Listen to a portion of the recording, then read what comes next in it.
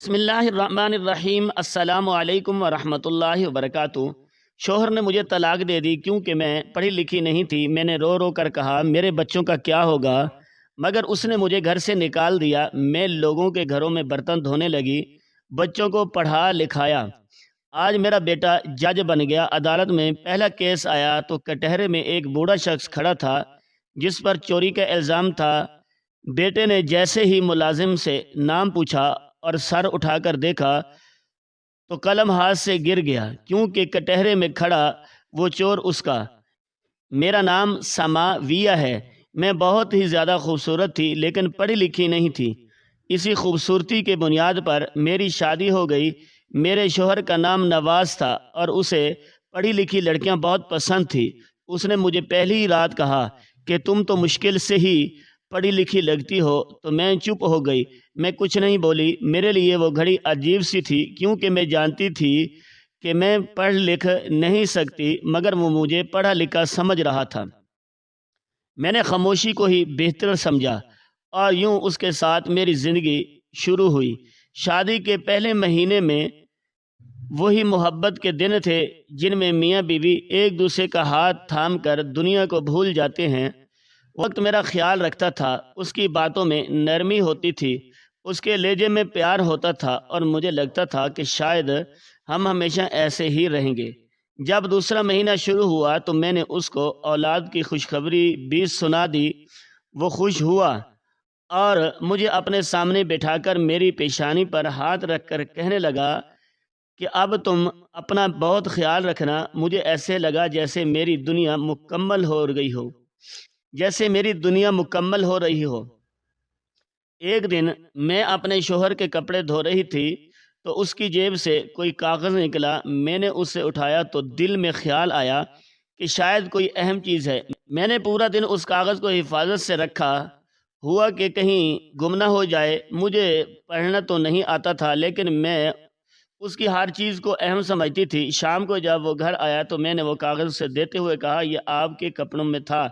میں نے سوچا شاید ضروری ہو۔ اس نے کاغذ لیتے ہوئے مسکرا کر کہا یہی تو پڑھی لکھی بیوی کا فائدہ ہوتا ہے۔ اگر کوئی ان پڑھ عورت ہوتی تو شاید اسے پھینک دیتی، اسے پتہ ہی نہیں چلتا کہ یہ ضروری ہے یا نہیں۔ جب اس نے کاغذ کھولا تو اس کی آنکھوں میں عجیب سی حیرت آئی۔ اس نے ایک نظر میری طرف دیکھا اور بولا یہ تو فالتو سا اشتہار ہے، کسی نے راستے میں پکڑا دیا ہوگا، میرا ضروری کاغذ نہیں ہے۔ پھر تم نے کیوں کہا کہ ضروری ہے؟ میں نے گھبرا کر کہا کہ مجھے لگا آپ کا۔ اس نے فوراً پوچھا کہ لگا کیوں؟ اوپر لکھا ہوا ہے پڑھ نہیں سکتی کیا؟ اس کی یہ بات میرے دل پر تیر کی طرح لگی۔ میں سہم گئی کیونکہ حقیقت یہ تھی کہ میں پڑھ نہیں سکتی تھی۔ میں نے ہچکچاتے ہوئے کہا کہ میں نے پڑھا بھی نہیں، مجھے پڑھنا نہیں آتا۔ وہ چونک گیا۔ اس کے چہرے پر حیرت اور غصے کا ملا جلا اثر تھا۔ اس نے سخت آواز میں کہا کہ کیوں نہیں آتا؟ تمہارے ماں باپ نے تو کہا تھا کہ تم نے گریجویشن کی ہوئی ہے۔ اسی لمحے میرا دل دہل گیا۔ میں اسے کیا بتاتی کہ یہ سب جھوٹ تھا۔ ماں باپ نے رشتہ کروانے کے لیے صرف اس کی پسند کا خیال رکھتے ہوئے مجھے پڑھا لکھا بنا دیا تھا۔ میں نے کسی طرح بات بدل دی، کسی طرح اس لمحے سے نکلنے کی کوشش کی، لیکن میرے دل میں ایک خوف بیٹھ گیا۔ ایسے محسوس ہوا جیسے میرے شوہر کو کسی نہ کسی دن یہ سب پتہ چل جائے گا اور سچ سامنے آنے پر میرا اعتماد بھی ٹوٹ جائے گا، اور شاید اس کا بھی۔ ایک دن میرے ساس بھی مجھے کہنے لگی کہ اگر تم نے نوکری کرنی ہو تو تم کر سکتی ہو۔ میں نے کہا کہ اب کیسے نوکری کروں گی؟ میں تو اب ماں بننے والی ہوں۔ تو کہنے لگی کہ تو کیا ہوا؟ جن عورتوں کے بچے ہوتے ہیں کیا وہ نوکری نہیں کرتی؟ مجھے تو اچھا لگے گا کہ تم اگر میرے بیٹے کے ساتھ دو گی، میرا بیٹا ذرا آسانی میں آ جائے گا اور پھر گھر میں کام ہی کتنے ہیں، مل جل کے کر لیا کریں گے۔ میں کیا بولتی ان پڑھ کیا نوکری ملتی تھی؟ کیوں؟ ویسے بھی وہ کہہ رہی تھی کہ قریب ایک نیا سکول بنا ہے، وہاں پہ ٹیچر کی ضرورت ہے، تو وہاں جاؤ، تمہیں نوکری مل جائے گی، یہاں سے قریب ہے، پیدل چل کے جا سکتی ہو، آنے جانے کا بھی مسئلہ نہیں ہوگا۔ میں نے جھوٹ بول دیا کہ وہ نواز کو پسند نہیں ہے۔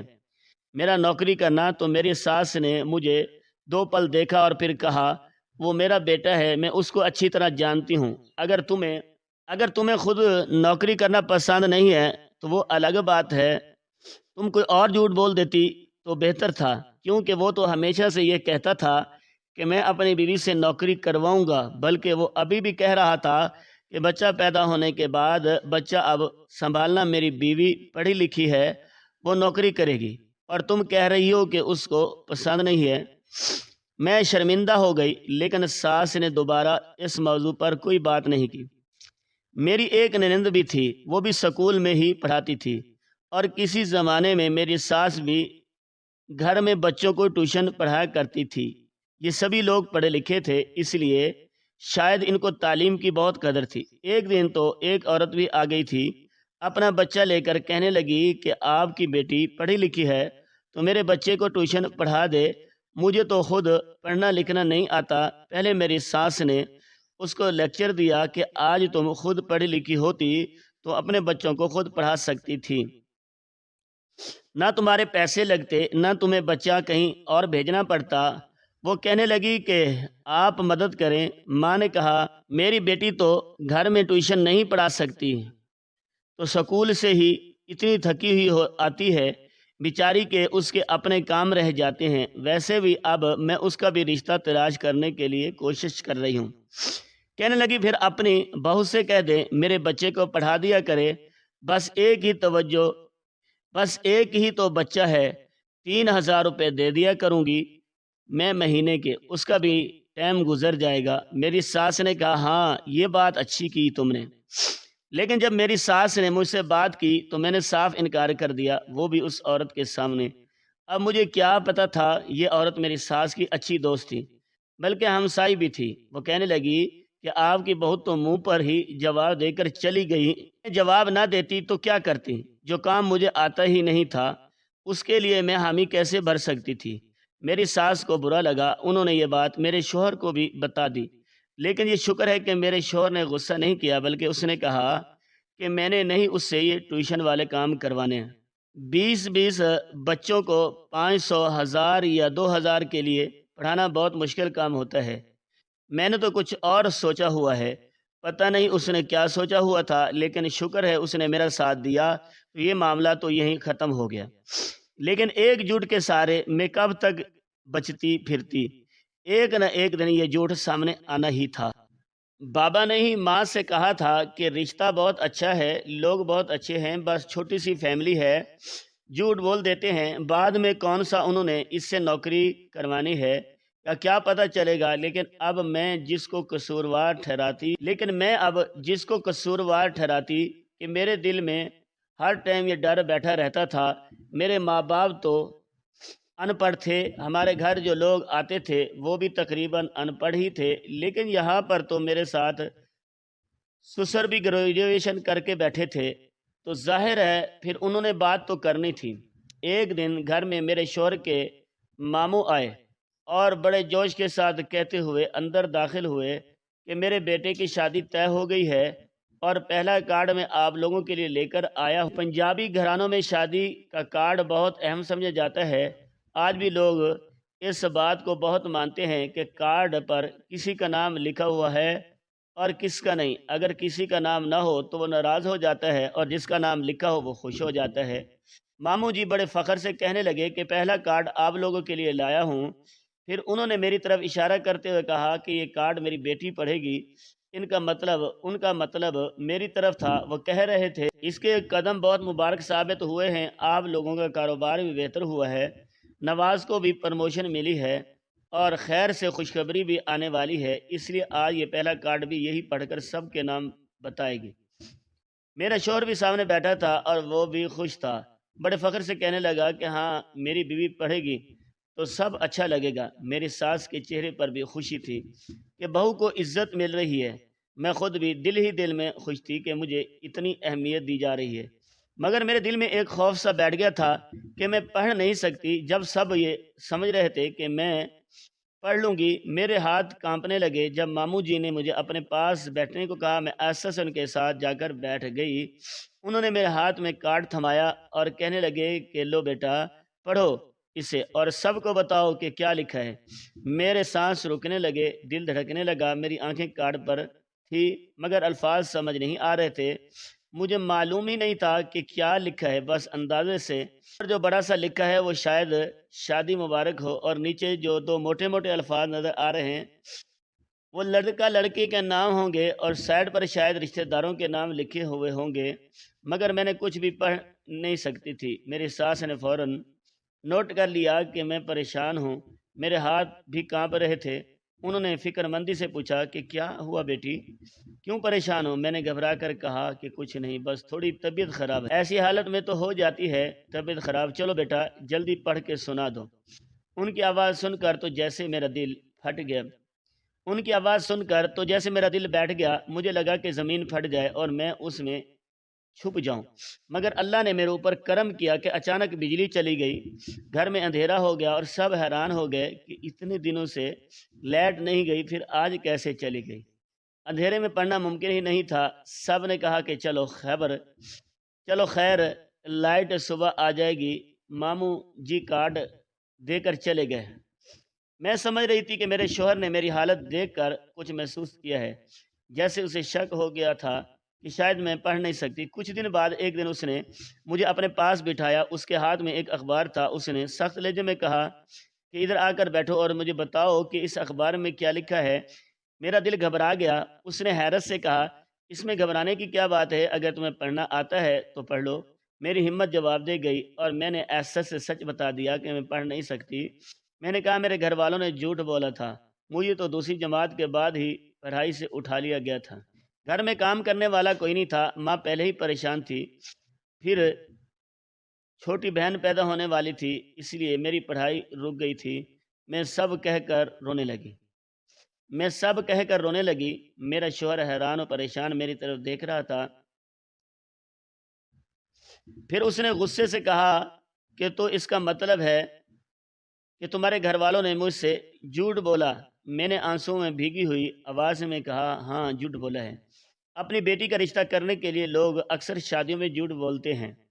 ہو سکتا ہے آپ کے ماں باپ نے بھی کچھ باتیں چھپائی ہوں، یہ ہمارے معاشرے میں عام ہے، مگر اس میں میرا کوئی قصور نہیں۔ میں نے کہا کہ میں پڑھی لکھی نہیں ہوں تو کیا ہوا، میرے ہاتھ پاؤں سلامت ہیں، میں آپ کی خدمت کر سکتی ہوں، میں آپ کے بچے کی ماں بننے والی ہوں، مجھے کیا چاہیے؟ مگر وہ سننے کو تیار نہ تھا۔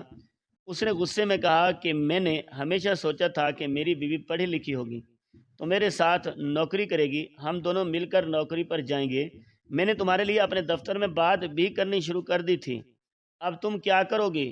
تم تو گھر بیٹھ کر بھی کچھ نہیں کر سکتی، باہر کیا کرو گی؟ اس نے میری بات کا کوئی احترام نہیں کیا، وہ میرے ماں باپ کو برا بھلا کہنے لگا اور مجھ سے بحث جھگڑا کرتا رہا۔ اس رات ہم دونوں ایک دوسرے سے منہ پھیر کر سوئے۔ میں ساری رات روتی رہی، مجھے لگا کہ واقعی جھوٹ کے پاؤں نہیں ہوتے، ایک نہ ایک دن جھوٹ پکڑا ہی جاتا ہے، اور میرا جھوٹ نہیں بلکہ میرے گھر والوں کا جھوٹ آج میری زندگی میں طوفان بن کر آ گیا تھا۔ اس کے بعد سے میرا شوہر مجھ سے دور دور رہنے لگا۔ وہ بار بار مجھے کہتا کہ پتہ نہیں اور کتنے جھوٹ بولے ہوں گے، پتہ نہیں کس چیز کے بارے میں بھی جھوٹ بولا ہوگا، تمہارے تو ماں باپ بھی جھوٹے ہیں، تم بھی جھوٹی ہو۔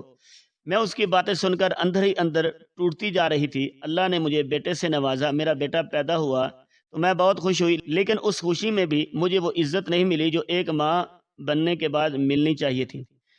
جھوٹ والی بات میری ساس تک بھی پہنچا دی گئی تھی، اور ان کو تو پہلے ہی موقع چاہیے تھا، وہ بھی اسی بات کو پکڑ کر روز مجھے باتیں سناتی۔ زندگی جیسے تیسے چل رہی تھی، مگر ہر دن میرے لیے نئے زخم لے کر آتا تھا۔ جب بھی میں کوئی بات کرتی، کوئی اپنا حق مانگتی، تو میرا شوہر وہی ایک بات آگے کر دیتا کہ تم جھوٹ بول کر شادی کرنے آئی تھی، تم جیسی عورت کے ساتھ یہی ہونا چاہیے۔ ہم دونوں کے درمیان لڑائیاں بڑھتی جا رہی تھی۔ ابھی بیٹا 1 سال کا ہوا ہی تھا کہ میری ایک بیٹی بھی پیدا ہو گئی۔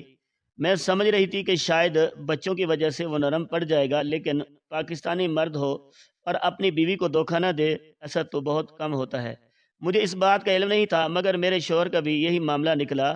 اس نے موقع دیکھا اور بہانہ بنایا کہ یہ عورت ان پڑھ ہے، مجھے تو ہمیشہ پڑھی لکھی لڑکی چاہیے تھی۔ وہ اس کے گھر والوں اور اس کے گھر والوں نے مجھ سے جھوٹ بول کر رشتہ کیا ہے۔ اسی بہانے اس نے مجھے شادی کے 3.5 سال بعد طلاق دے دی، جب میرے 2 چھوٹے بچے تھے۔ یہ سن کر میری ساس بھی حیران رہ گئی تھی کہ اس بات پر طلاق دینا سمجھ نہیں آتا تھا، بچوں کا کیا ہوگا؟ مگر میرا شوہر اپنی بات پر ڈٹا رہا۔ میں رو رو کر کہتی کہ میرا کیا ہوگا، میں اپنے بچوں کو کہاں لے کر جاؤں گی؟ وہ سخت لہجے میں کہتا کہ اپنی جھوٹی ماں اور جھوٹے باپ کے گھر لے جانا۔ یہ میرے لیے آسان کہاں تھا، مگر میرے پاس کوئی راستہ نہیں تھا، نہ جانا بھی ممکن نہیں تھا۔ واپس ماں باپ کے گھر چلی گئی، لیکن جیسے میری قسمت میں ہی دکھ لکھے تھے۔ میری واپسی کے کچھ ہی عرصے بعد میرے بابا اس دنیا سے چلے گئے۔ اب مجھ پر گھر کی ساری ذمہ داری آ گئی، مجھے نوکری کرنی پڑی۔ میں لوگوں کے گھروں میں برتن دھوتی، صفائیاں کرتی، کیونکہ جس عورت کے پاس نہ کوئی ہنر ہو نہ کوئی ڈگری ہو، وہ اور کیا کر سکتی ہے؟ اپنے ہاتھوں پیروں سے ہی کمائی کر سکتی ہے۔ بچے تھوڑے بڑے ہوئے تو میں باہر جا کر کام کرتی اور ماں ان کو سنبھالتی۔ پھر ایک دن وہ وقت بھی آ گیا جب میری ماں بھی اس دنیا سے چلی گئی، مگر اس وقت تک میرے بچے اتنے بڑے ہو چکے تھے کہ اپنا خیال خود رکھ، صبح سے شام تک کام کرتی اور اپنے بچوں کی پڑھائی کا خاص خیال رکھتی۔ میں نے دونوں کو اسکول میں داخل کروایا اور ان کی تعلیم پر بہت زیادہ توجہ دینے لگی، کیونکہ جو تعلیم مجھے نہیں ملی تھی وہ میں ہر حال میں اپنے بچوں کو دلوانا چاہتی تھی۔ وقت گزرتا گیا، سالوں کا سفر طویل تھا، میں نے ہمت نہیں ہاری۔ میں نے اپنی بیٹی کی تعلیم مکمل کروائی اور پھر اس کی شادی کی، اور میرا بیٹا مقابلے کا امتحان دے رہا تھا۔ وہ مجھ سے کہتا تھا کہ میں ضرور پاس ہو جاؤں گا۔ میں اسے کہتی کہ نہ بھائی، تو کوئی اور بات نہیں میں اسے کہتی نہ بھی ہوا تو کوئی بات نہیں، تمہارے پاس ڈگری ہے، کوئی نہ کوئی نوکری کر لینا۔ یہ وقت جتنا بتانے میں آسان لگتا ہے اتنا ہی گزرنے میں مشکل تھا۔ میرا کوئی قصور نہیں تھا، صرف اس لیے کہ میں ان پڑھ تھی مجھے طلاق دے دی گئی۔ اگر میں کسی کو یہ بات بتاتی تو شاید وہ بھی پہل اسے مذاق ہی سمجھتا، مگر یہ میری زندگی کا سب سے بڑا سچ تھا اور سب سے بڑا دکھ تھا۔ بد کردار نہیں تھی، میں گھر کے کاموں سے غافل نہیں تھی۔ میں نے بیٹا بھی پیدا کر کے دیا تھا، بیٹی بھی پیدا کر کے دی تھی۔ میں شکل کی بھی خوبصورت تھی، جوان بھی تھی، لیکن مجھے صرف اس لیے طلاق دے دی گئی کہ میں ان پڑھ تھی۔ بات ایسے نہیں تھی، یہ تو اوپر کی بات تھی۔ اندرونی بات یہ تھی کہ میرے شوہر کسی اور کو پسند کر بیٹھا تھا، کیونکہ جیسے ہی اس نے مجھے چھوڑا تھا اس نے فوراً دوسری شادی کر لی تھی اور اس لڑکی کے ساتھ وہ اپنی زندگی گزار رہا تھا۔ کچھ سالوں تک میں نے اس کا پتہ بھی رکھا تھا کہ کیا ہو رہا ہے، کیا کر رہا ہے۔ جب کوئی چیز ملتی تھی دل بہت دکھتا تھا، لیکن پھر وقت کے ساتھ میں نے یہ سب کرنا بھی چھوڑ دیا تھا۔ مجھے بہت سے لوگوں نے کہا کہ دوسری شادی کر لو، تمہیں اچھا رشتہ مل جائے گا، لیکن میں نے نہیں کی۔ کیوں؟ میرے 2 بچے تھے اور میں 2 بچوں کی ماں ہو کر اپنے بارے میں سوچ کر خود غرض کیسے ہو سکتی تھی؟ اس لیے میں نے نہیں کیا۔ بس اب تو ایسے لگتا تھا کہ پوری زندگی گزر ہی گئی ہے، کیونکہ بچے جوان ہو گئے تھے، بیٹی اپنے گھر والی ہو گئی تھی۔ سال دو سال بعد اگر اس کے یہاں اولاد پیدا ہو جاتی تو میں نانی بن جاتی، تو پھر مجھے اپنی تو بالکل بھی نہیں پڑی تھی، بس اپنے بچوں کی خوشیاں دیکھنا چاہتی تھی، کیونکہ اب پوری ہو رہی تھی۔ میرے بچوں کی تربیت میری زندگی کا سب سے بڑا مقصد بن گئی تھی۔ میں نے ان کے اندر وہ سب کچھ ڈالنے کی کوشش کی جو مجھے کبھی نہیں ملا تھا: محبت، عزت، سمجھداری، صبر اور دوسروں کے لیے دل میں نرمی۔ میری بیٹی شروع سے ہی بہت فرما بردار تھی، اس کا لہجہ بہت میٹھا تھا، وہ ہر بات ادب سے کرتی تھی۔ اللہ نے اس کی قسمت بھی اچھی لکھی تھی۔ اسے بہت اچھا شوہر ملا تھا جو اسے سمجھاتا تھا اور عزت دیتا تھا۔ وہ اپنے گھر میں خوش تھی، روزانہ فون کرتی، میری خیریت پوچھتی، اپنی باتیں کرتی اور مجھے اپنے نئے گھر کے بارے میں بتاتی۔ اس کے لہجے میں خوشی مجھے اندر تک سکون دے جاتی۔ اور اس کا شوہر باہر کے ملک جانے کا سوچ رہے تھے اور وہ ہر نئی بات مجھے بتا کر مشورہ لیتی تھی، گویا میں ہی اس کے لیے سب کچھ ہوں۔ میرا بیٹا سلیم بھی میرے لیے فخر تھا، وہ شروع سے بہت سمجھدار تھا۔ پڑھائی میں ماں باپ کا دکھ دیکھ کر شاید وہ اور زیادہ سنجیدہ ہو گیا تھا۔ اسے معلوم تھا کہ اس کی تعلیم ہی اس کا راستہ بدلے گی۔ اس نے دل لگا کر پڑھائی کی، اتنی محنت کی کہ لوگوں نے بھی اس کو مثال کے طور پر پیش کرنا شروع کر دیا۔ اسے ایک اچھی یونیورسٹی میں داخلہ ملا اور وہاں بھی اس نے اتنی محبت کی کہ اس کو اسکالرشپ مل گئی۔ اسے ایک اچھی یونیورسٹی میں داخلہ ملا اور وہاں بھی اس نے اپنی محنت کی، اسے اسکالرشپ مل گئے۔ اللہ نے اس کی محنت کو رنگ دکھایا، اس کی پوری پڑھائی تقریباً مفت ہو گئی تھی۔ میں اسے دیکھ کر دل ہی دل میں خوش ہوتی تھی کہ میرا بیٹا کسی نعمت سے کم نہیں۔ ان دنوں اس کا نتیجہ آنے والا تھا، وہ کافی پریشان رہتا تھا۔ میں ماں تھی، مجھے اس کی ہر فکر اس کے چہرے سے پڑھ جاتی تھی۔ وہ میرے پاس بیٹھ کر کہتا کہ اگر میں فیل ہو گیا تو میں دوبارہ کوشش کروں گا ماں، مگر وہ یہ بات کہتے ہوئے بھی خود کو تسلی دیتا تھا کہ اس کے اندر ہلکی سی گھبراہٹ بھی تھی، مگر اس کے لہجے میں امید بھی تھی۔ میں اسے کہتی کہ پریشان نہ ہو، اگر دوبارہ کوشش کر سکتا ہے تو ضرور کرنا۔ وہ ہاں میں سر ہلاتا اور بتاتا کہ پہلی دفعہ میں کوئی بھی آسانی سے پاس نہیں ہوتا، لیکن تجربہ ہو جاتا ہے اور میں یہ تجربہ استعمال کر کے اگلی بار بہتر کر لوں گا۔ میں اسے دیکھ کر سوچتی تھی کہ یہ وہی بچہ ہے جس کا مستقبل کبھی مجھے دھندلا سا لگتا تھا، مگر آج وہ میرے سہارے کے برعکس خود مجھے سہارا بن رہا تھا۔ وہ اپنے خوابوں کی طرف بڑھ رہا تھا اور میں خاموشی سے اللہ کا شکر ادا کرتی تھی کہ میری زندگی کی ساری تھکن میرے بچوں کو ان کے باپ کے بارے میں بتایا تھا، کیونکہ ظاہر سی بات ہے کہ بچے باپ کے بارے میں سوال ضرور کرتے ہیں۔ میرے پاس تصویر تھی شادی کی جو میں نے ان کو دکھائی تھی۔ ان کو ان کے باپ کے بارے میں سب کچھ بتایا تھا، یہ بھی بتایا تھا کہ مجھے کیوں چھوڑ دیا، لیکن زیادہ تفصیل نہیں بتائی تھی کیونکہ میں نفرت نہیں ڈالنا چاہتی تھی ان کے دماغ میں۔ کبھی کبھی یہ بھی سوچتی کہ بچوں سے ملوا لاؤں، لیکن وہ کوئی ایسا آدمی تھا جو اس نے پلٹ کر ہماری طرف بچوں تک کی پرواہ نہیں کی تھی لیکن وہ کوئی ایسا آدمی تھا جو اس نے پلٹ کر ہمارے بارے میں سوچا ہی نہیں، دیکھا ہی نہیں، ہماری طرف بچوں تک کی پرواہ نہ کی تھی اس کو، اور جب اس کو پرواہ نہیں تھی تو پھر میں کیا کرتی۔ ٹوٹے ہوئے کوئی 5.5 سال ہوئے تھے جب ایک دفعہ مجھے میری ساس کی کال ضرور آئی تھی۔ ان کا کہنا تھا کہ تم بری نہیں تھی، مجھے بچوں کی یاد آتی ہے، مجھ سے بچے ملوا جاؤ۔ لیکن اس گھر میں نے نہیں آنا۔ میں نے ان سے پوچھا تھا کہ پھر کس گھر میں آؤں، تو انہوں نے کہا تھا میں تمہیں بتاؤں گی۔ تو پھر دوبارہ ان کی بھی کال نہیں آئی، اور ابھی مجھے یہ تو پتہ تھا کہ وہ اس دنیا سے جا چکی ہے اور میری نند کی بھی شادی ہو گئی تھی۔ اس کے علاوہ میں نے کوئی خاص خبر نہیں رکھی ہوئی تھی۔ میرا بیٹا جب میٹرک کر چکا تھا تو اس کے بعد سے اس نے دوسری نوکری کرنی شروع کر دی تھی، اور مجھے سختی سے منع کیا تھا کہ میں کسی کے گھر میں کام نہیں کروں گی، کیونکہ وہ مجھے کسی کے گھر نوکرانی کی طرح کام کرتے ہوئے نہیں دیکھ سکتا تھا۔ اس لیے تب سے میں گھر پہ ہوتی تھی اور گھر کو ہی دیکھتی تھی۔ گھر ہمارا چھوٹا سا ہی تھا لیکن ہم لوگ خوش تھے۔ گھر میں جب بیٹے کا رزلٹ آیا تو اس نے ہمیں ایک ایسی خبر سنائی جس نے ہماری زندگی کا نقشہ ہی بدل دیا۔ وہ خبر اچھی نہیں بلکہ بہت اچھی تھی۔ میرا بیٹا جج بن چکا تھا۔ یہ کوئی چھوٹی بات نہیں تھی، یہ اتنی بڑی کامیابی تھی کہ میں اپنے دل کی دھڑکن سن سکتی تھی۔ ایسا لگا جیسے زندگی کے تمام مشکلات ایک دم ختم ہو گئی ہوں اور ہم سب نے ایک ساتھ جیت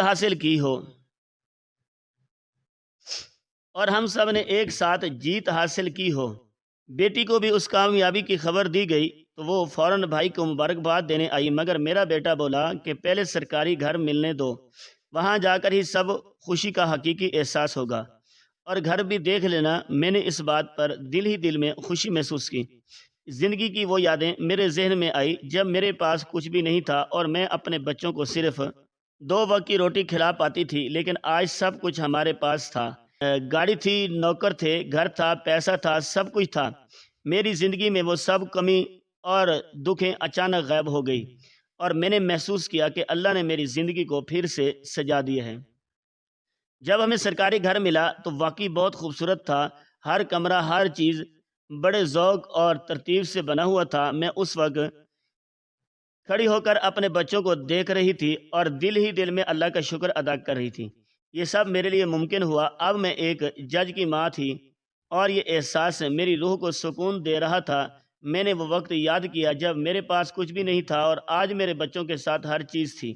میں نے سوچا کہ یہ سب مشکلات کا صبر اور محنت کا نتیجہ ہے جو ہم نے برداشت کیا، اور آج ہم سب کا پھل حاصل کر اور آج ہم اس کا پھل حاصل کر رہے ہیں۔ کچھ سال گزرے اور اسی دوران میرا بیٹا اپنے انصاف کے لیے مشہور ہونے لگا۔ لوگ آنے لگے، یہ جج انصاف میں انتہائی ایماندار اور انصاف پسند ہے۔ اس کے فیصلے ایسے تھے جو نہ صرف عام لوگ بلکہ تاریخ میں بھی یادگار بن گئے۔ ہر کیس میں اس کو سمجھداری اور انصاف کی مثال دی جانے لگی۔ لوگ اس کے نام کے ساتھ عزت اور احترام کے ساتھ بات کرتے ہیں، اور میں دل ہی دل میں خوش ہوتی کہ یہ میرا بیٹا ہے جو نہ صرف زندگی میں کامیاب ہوا بلکہ اپنے اصولوں پر قائم رہ کر لوگوں کے دل بھی جیت رہا ہے۔ میں نے محسوس کیا کہ یہ خوشحالی اور کامیابی محض دولت یا گھر کی چیزیں نہیں بلکہ بچوں کی اچھی تربیت اور ان کے کردار کی پہچان ہے۔ میری زندگی میں یہ وہ لمحے تھے جب میں نے حقیقتاً محسوس کیا کہ مشکلات کے بعد کامیابی کتنا میٹھا لگتی ہے، اور میں اپنے بچوں کی کامیابی پر بے حد فخر محسوس کر رہی۔ وہ جب بھی واپس آتا مجھے ساری کہانیاں سناتا تھا کہ آج یہ کیس تھا اس کا میں نے یہ فیصلہ کیا، آج ایسا کیس تھا فیصلہ کرنا بڑا مشکل تھا، لیکن اوپن ٹائم میں نے یہ فیصلہ کر دیا۔ لیکن آج جب وہ گھر آیا تھا تو بڑا پریشان تھا، اس کی آنکھوں میں آنسو تھے، ایسے لگ رہا تھا کہ رو کے آیا ہے۔ میں نے فوراً پوچھا کیا ہو گیا، خیر تو ہے، سب ٹھیک تو ہے؟ بہن تو ٹھیک ہے؟ اس نے کہا کہ بہن ٹھیک ہے، اگلے ہفتے باہر کے ملک جا رہی ہے، اس لیے میں نے سوچا کہ کل پرسوں اس کی دعوت کر دوں۔ میں نے کہا کہ پھر تو پریشان کیوں ہو رہا ہے، کیا بات ہے بیٹا؟ وہ بولا اماں آج ایک بڑے ہی عجیب کیس کا فیصلہ کر کے آیا ہوں، شاید ایسا فیصلہ کسی نے نہ کیا ہوگا۔ میں نے حیرانی سے پوچھا کیا مطلب؟ اس نے کہا کہ مجھے صبح پتہ چلا کہ ایک بوڑھے آدمی نے کسی سونار کی دکان سے سونے کی 4 انگوٹھیاں دیکھتے ہی دیکھتے چوری کر لی تھی، اس لیے اس پر چوری کا کیس کروایا گیا تھا دکاندار نے، کیونکہ ایک انگوٹھی 4 لاکھ کے برابر تھی، 1 تولے کی تھی، تو کافی سارے پیسے بنتے تھے اور ثبوت بھی موجود تھے کہ یہ بوڑھا آدمی چوری کر رہا تھا۔ لیکن جب مجھے اس کیس کی تفصیلات معلوم ہوئی تو میں نے سوچنا شروع کیا کہ اگر ایک بوڑھا آدمی چوری کرے گا تو اس کی وجہ کیا ہوگی؟ شاید بیچارہ مجبوری میں ہو، یا اس کی اولاد نے اسے پریشان کیا ہو، یا کوئی اور مسئلہ ہو۔ لیکن جب اس بوڑھے مجرم کو عدالت میں سامنے لایا گیا تو پہلی نظر میں اسے پہچان گیا۔ میں نے کہا بیٹا کیوں تو نے اس سے پہلے دیکھا تھا؟ وہ کون تھا؟ اس نے حیران ہو کر کہا کہ کوئی اور نہیں، وہ میرا باپ تھا، نواز صدیقی یہی نام تھا میرے باپ کا۔ میں یہ سن کر حیران رہ گئی۔ میں نے کہا ہاں بیٹا وہی تو تھا، لیکن وہ چوری کیوں کرے گا؟ وہ جو ایسا نہیں تھا تو وہ کھاتے پیتے لوگ تھے۔ میرے بیٹے نے بتایا کہ ایسے لگ رہا تھا جیسے وہ کسی پریشانی یا مجبوری میں ہو اور اسے روکنے کی کوئی صورت نہیں تھی۔ اسے دیکھ کر میری آنکھوں میں آنسو آ گئے، کیونکہ یہی وہ باپ ہے جس کی تصویر ساری زندگی ہمیں دکھائی گئی تھی۔ میں نے کانپتے ہوئے اپنے بیٹے سے پوچھا تو پھر تم نے کیا فیصلہ کیا اپنے باپ کے خلاف؟ میرے بیٹے نے مجھے حیرت سے دیکھا اور کہا اماں آپ یہ کیوں کہہ رہی ہیں کہ میں نے باپ کے خلاف فیصلہ کیا؟ میں نے کہا پھر کیا فیصلہ کیا؟ تو اس نے کہا مجھے جرم کے خلاف فیصلہ کرنا تھا نا۔ میں چپ ہو گئی۔ میں نے پھر پوچھا تو کیا فیصلہ کیا؟ تو اس نے بتایا CCTV کیمرے کی فوٹوز میں صاف دکھائی دے رہا تھا کہ اس نے چوری کی ہے، اس لیے میں نے وہی فیصلہ کیا جو قانون اور انصاف کے تقاضوں کے عین مطابق تھا۔ اس کی سزا دلوائی گئی۔ اس موقع پر وہ بھی رونے لگا اور میں بھی، ہم دونوں ہی پریشان ہو گئے۔ آخر کار نواز اس حد تک کیسے پہنچ گیا؟ اگلے دن بھی میں بہت پریشان تھی۔ بیٹی کی دعوت کی، اس پر یہ بھی فکر مند تھی۔ بیٹی کو رخصت کیا کیونکہ وہ باہر کے ملک شفٹ ہو رہی تھی۔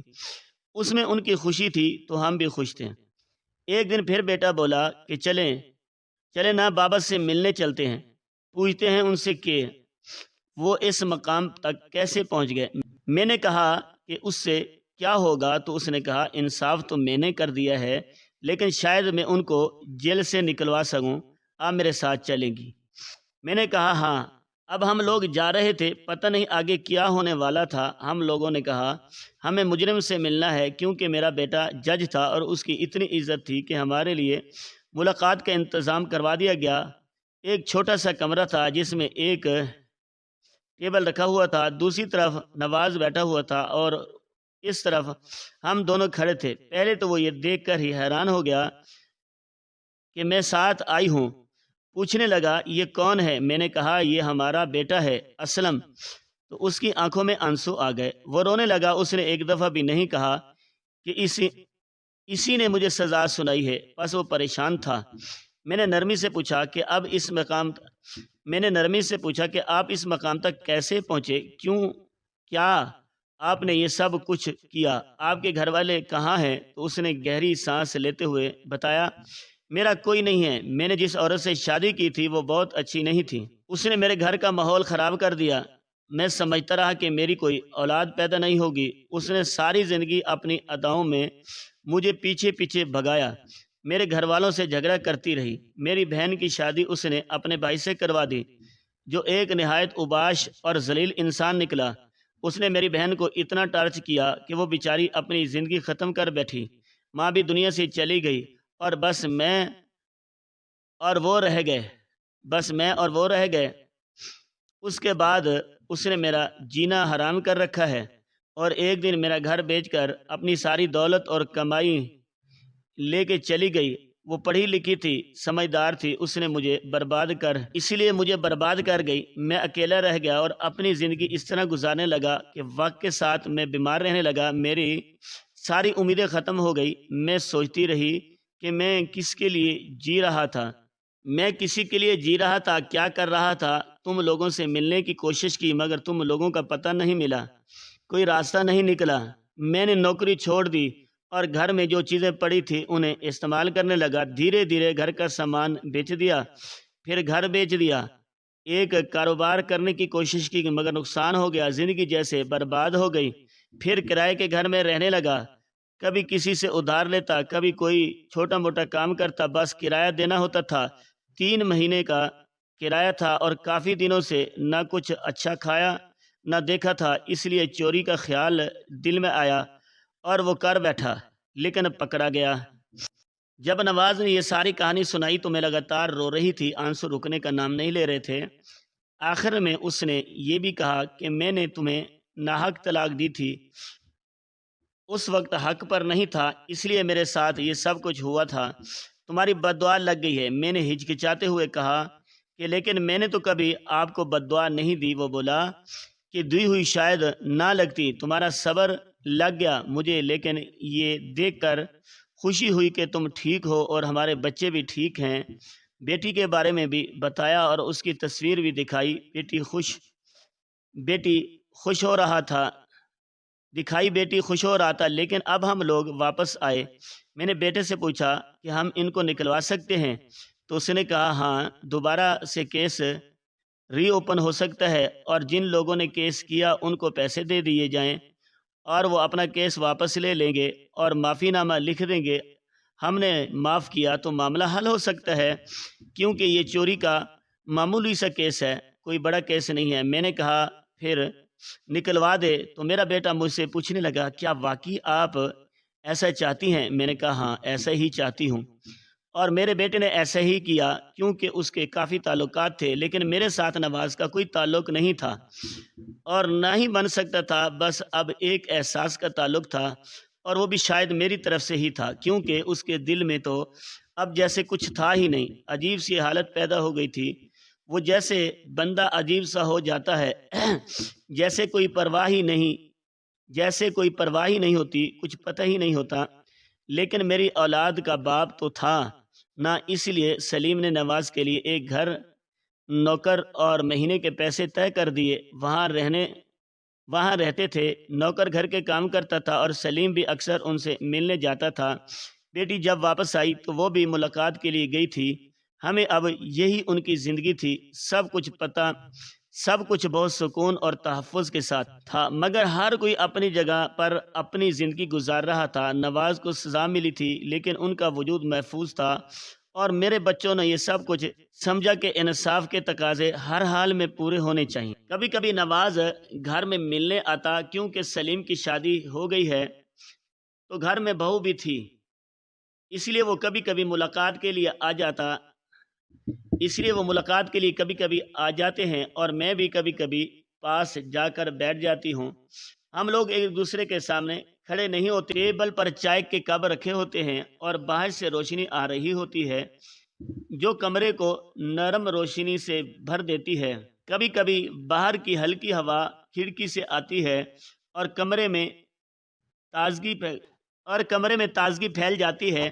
ہم لوگ ساتھ بیٹھ کر چائے پیتے ہیں اور باتیں کرتے ہیں، بس بیچ میں کافی فاصلہ ہوتا ہے، کیونکہ وہ فاصلہ تو ہمیشہ رہا ہی ہے ہمارے بیچ، لیکن اب اس فاصلے کے ساتھ ایک اور رشتہ ابھر رہا ہے جو دوستی کا رشتہ ہے۔ وہ ایک رشتہ ہے احترام اور سمجھداری کا، جو ہمارے درمیان پچھلے تلخ دنوں کے باوجود قائم ہوا ہے۔ نواز نے کئی دفعہ معافی مانگی ہے اور آنکھوں میں پچھتاوے کے آنسو چھپائے نہیں جا سکتے تھے۔ وہ کہتا ہے کہ مرد کو بالآخر ایک ایسی عورت چاہیے ہوتی ہے جو گھر سنبھالے، بچے پیدا کرے، عزت دے اور باکردار ہو، اور تم ایسی تھی۔ بس زمانے کی باتوں اور اپنی کم فہمی نے مجھے کہیں اور لے گیا۔ لگا کہ میری بیوی پڑھی لکھی ہوگی تو زیادہ بہتر زندگی گزار پاؤں گا اس کے ساتھ، لیکن کیسی زندگی گزاری وہ سب میں پہلے ہی بتا چکی ہوں۔ ہم لوگ اب کمرے کے اس کنارے پر بیٹھ کر کبھی کبھار مسکراتے ہیں، کبھی خاموش رہتے ہیں، اور اپنی زندگی کے واقعات بتاتا ہے اور میں خاموشی سے سنتی ہوں۔ کبھی کبھی میں اپنی آنکھوں سے اس کے آنسو چھپانے کی کوشش کرتی ہوں، لیکن وہ چھپتے نہیں، وہ اپنی باتوں میں الجھا رہتا ہے۔ میں اسے دیکھ کر سوچتی ہوں کہ زندگی کے اتنے سال کس طرح گزر گئے اور آج یہ لمحہ کتنا قیمتی ہے۔ میں نے اس سے ایک دن کہا کہ تم نے یہ سب کیسے برداشت کیا؟ اس نے چائے کا کپ ہلکی سی لرزش کے ساتھ پکڑا اور بولا، اماں صبر کی طاقت بڑی ہوتی ہے۔ میں نے کہا، لیکن یہ کیا سب برداشت کرنا آسان تھا؟ اس نے ہلکا سا سر ہلایا اور کہا، نہیں، بالکل آسان نہیں تھا، لیکن ہر تکلیف کے بعد سکون ملتا ہے۔ وہ اپنی زندگی کے بارے میں بتاتا ہے اور میں اپنی زندگی کے بارے میں، جب وہ سنتا تو رو پڑتا، لیکن جب میں اپنے حالات بتاتی تو وہ حیرت اور افسوس کے ساتھ سنتا تھا۔ میں نے اسے بتایا کہ میں نے لوگوں کے گھروں میں کام کیا۔ ایک دن ایک عورت کے گھر میں پلیٹ ٹوٹ گئی، اس نے مجھے دھکا دیا اور میرا سر دیوار سے لگنے کی وجہ سے چوٹ آئی تھی، لیکن پھر بھی اگلے دن میں کام پر گئی تھی۔ اس کے قصے سنانے پر اس کی آنکھوں میں آنسو آ جاتے تھے، وہ حیرت اور افسوس میں ڈوب جاتا تھا، اور میں سوچتی کہ اگر میں نے صبر نہ کیا ہوتا تو آج یہ سب کچھ حاصل نہ ہوتا۔ کمرے میں چائے کے کپ سے اٹھتی بھاپ اور خوشبو ہماری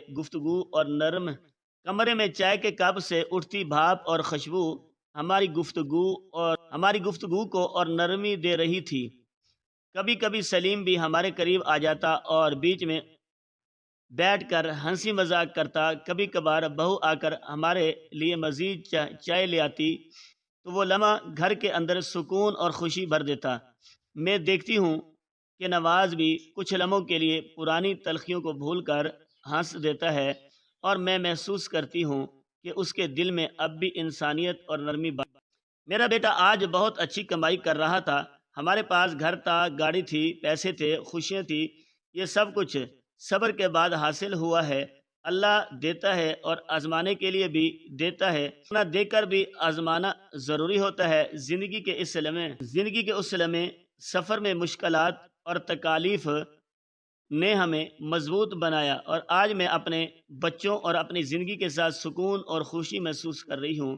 نواز کے ساتھ اب ہم ایک نئی شکل کی دوستی میں جڑے ہیں، جس میں ماضی کی تلخ تجربات کا اثر کم اور سمجھداری اور احترام زیادہ ہے۔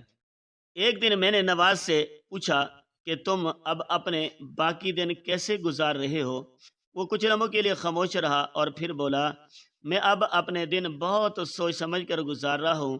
میں نے کہا، کیا واقعی تمہیں اس سب کا بوجھ اب نہیں لگتا؟ تو انہوں نے مسکرا کر کہا، بوجھ تو اب بھی ہے، لیکن میں جانتا ہوں کہ ہر عمل کا نتیجہ آتا ہے اور آج مجھے سکون ہے۔ میں نے کہا کہ تم نے اپنے اندر کتنی بڑی تبدیلی پیدا کی ہے۔ وہ سر ہلاتا ہے اور چائے کا کپ دوبارہ ہاتھ میں لیتا ہے۔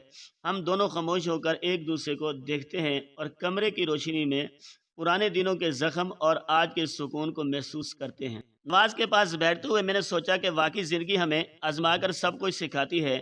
اگر صبر ہو تو اگر صبر ہو تو ہر تکلیف کے بعد روشنی ملتی ہے۔ ہماری دوستی اور احترام کا رشتہ آج ہماری زندگی کا سب سے خوبصورت حصہ بن گیا ہے۔ وہ کبھی کبھار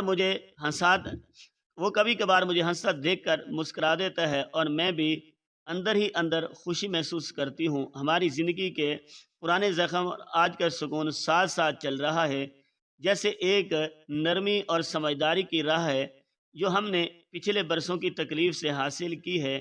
میرا بیٹا مجھے کہتا ہے کہ کیا اپنے بابا کو معاف کر دیا، اور میں کہتی ہوں اگر معاف نہیں کیا تو زندگی میں آگے کیسے بڑھتی؟ معاف تو پہلے ہی کر دیا تھا، لیکن بس دل میں ایک خلش باقی تھی، وہ بھی نکل گئی ہے۔ یہ دیکھ کر اللہ نے میرا انصاف کر دیا۔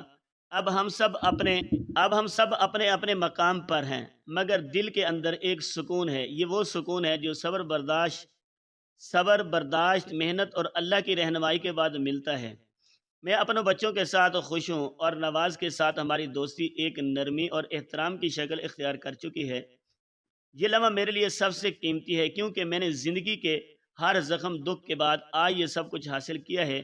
میرے بچوں کی کامیابی اور نواز کے ساتھ نرمی نے میری زندگی کو مکمل کر دیا ہے، اور میں دل میں خوش ہوں کہ صبر اور برداشت نے آج مجھے اور میرے بچوں کو وہ سب کچھ دیا جو کبھی خواب میں بھی نہیں سوچا تھا۔ عجیب سی بات ہے کہ کبھی کبھی ظلم کرنے والا اور ظلم سہنے والا دونوں یہ بات بھول جاتے ہیں کہ اللہ کی ذات بھی اوپر بیٹھی ہے جو سب دیکھ رہی ہے۔